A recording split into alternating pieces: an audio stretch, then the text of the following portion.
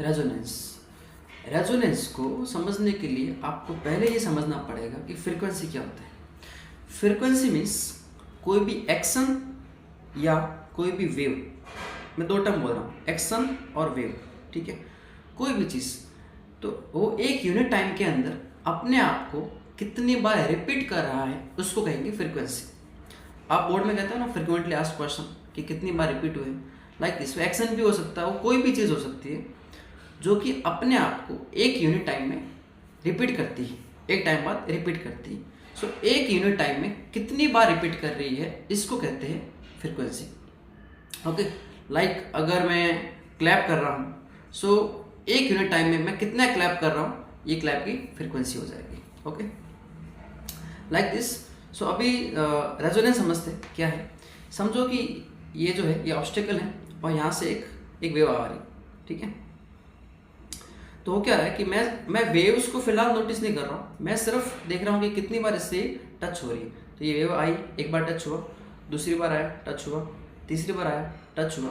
मैंने नोटिस किया कि एक यूनिट टाइम के अंदर ये जो वेव है ये इससे समझो कि 10 बार टकरा रहा है, 10 बार जो है इससे कोलाइड हो रहा है। सो फ्रीक्वेंसी क्या हो गई, सिर्फ कोलाइड होने की फ्रीक्वेंसी ये हो गई 10, क्योंकि एक यूनिट टाइम में 10 बार इससे कोलाइड हो रहा है। अब नोटिस करो कि ये जो वेव जो आ रहा है, इस वेव की फ्रीक्वेंसी क्या है, मीन्स इसके जो मॉलिक्यूल है वो किस फ्रीक्वेंसी से ऑसिलेट हो रहे हैं, ठीक है। तो अगर समझो कि अगर इसकी भी अगर जो मॉलिक्यूल है उसकी फ्रीक्वेंसी 10 हो गई, इसकी 10 थी, उसकी भी अगर 10 हो गई, तो क्या होगा कि जो कोलाइड होने की फ्रीक्वेंसी है और जो मॉलिक्यूल की फ्रीक्वेंसी है ये मैच हो गई।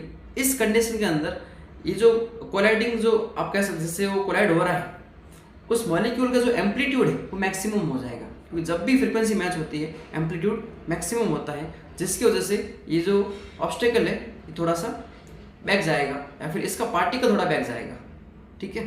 जब पार्टिकल बैक जाएगा तो इसका जो सॉलिड स्ट्रक्चर जो है ये क्या हो जाएगा, डिस्टर्ब हो जाएगा और ये टूट जाएगा।